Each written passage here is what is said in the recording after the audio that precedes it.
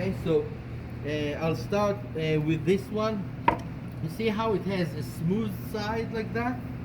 I want to keep the smooth side on the outside. So what I'm gonna do, I'm gonna cut like this, close to the edge, and I'm gonna open up the foie gras, keeping the smooth side on the outside. So I'm gonna go again close to the surface, and I'm opening up so I can expose the veins.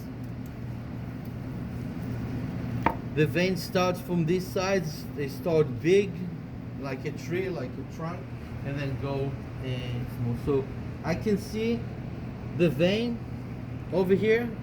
So I'm gonna scrape, and I'm keeping all of that. Okay, it's very expensive. So you see what I'm doing? I'm exposing the vein, but I'm gonna keep everything in there, okay?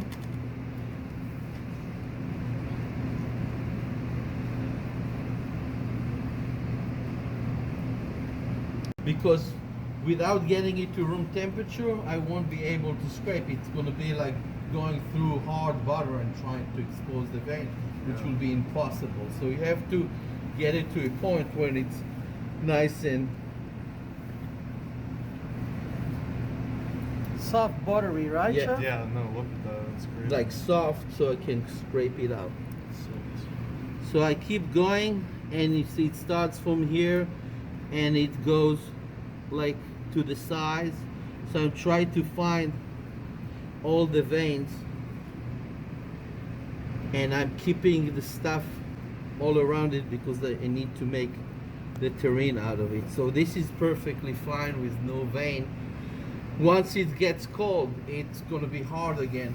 Okay, so it's fine. Underneath, and you see what I'm doing?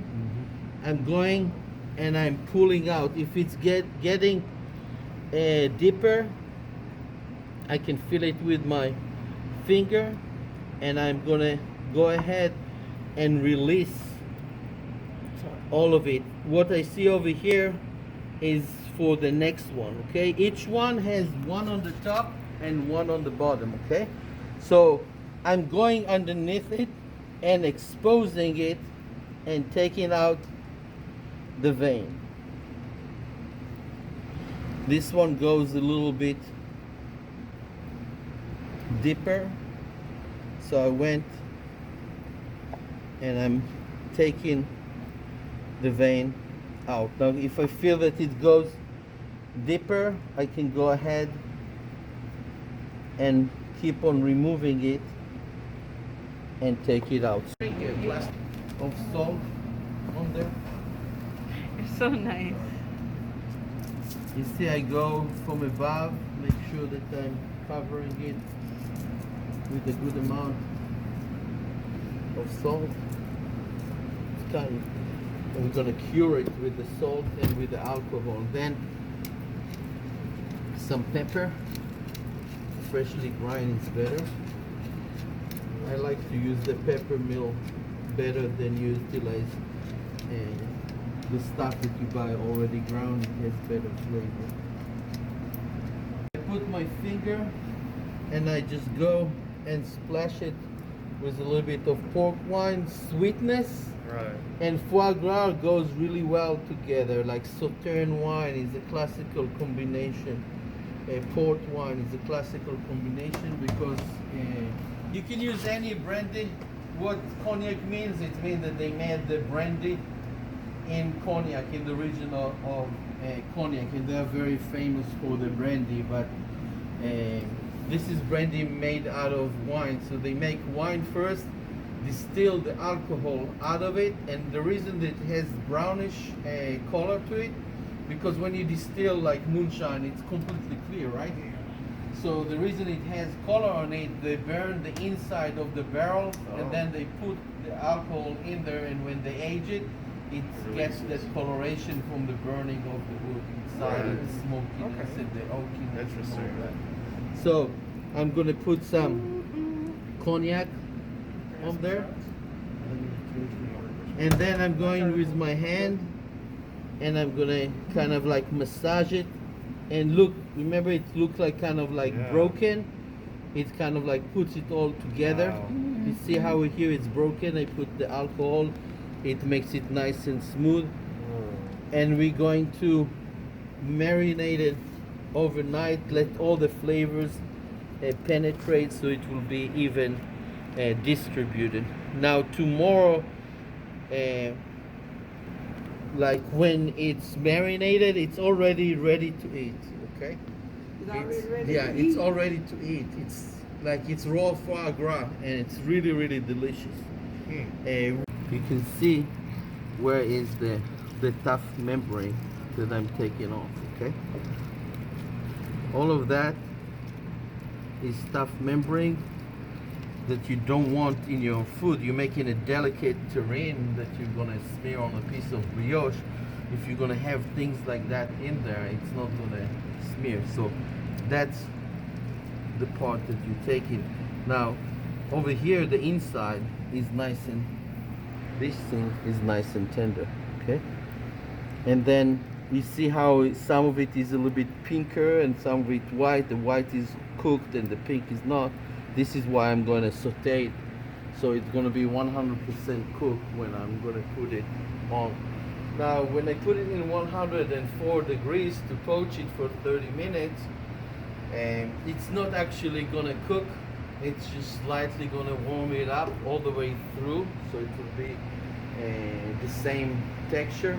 And then I'm going to take the aluminum foil around the plastic wrap and twist it and put it in an ice bath. And this is how it's going to cool. About a quarter of the foie gras, and I took it out a little bit early. Okay, so it will be more pliable.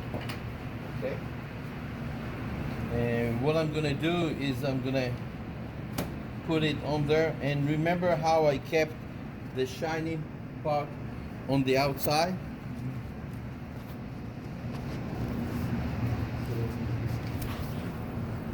I'm gonna do it this way. I'm gonna take some of the sweetbread that I sauteed and then deglaze with a little bit of brandy, and I will put it in the center so I will be able to wrap the foie gras around it. Now I can go ahead and I'll turn it around so it's easier for me to work with. I'm gonna turn it so I can have the foie gras wrapping around this, and then you see what I'm doing? I'm applying pressure on it, but my goal is that outside of the foie gras will stay on the outside, which will keep its shape better, and this way will prevent from the rendering to go out and stay in there. Okay, so after I do that, I go ahead and continue to roll it, and this part is important. I take all the air out, hold the tip, pull it to the sides and roll it. Pull it to the sides and roll it. So I'm pulling to both sides and roll it until it's nice and tight. Then I take a piece of and put it on top of it. I can get rid of the excess over here.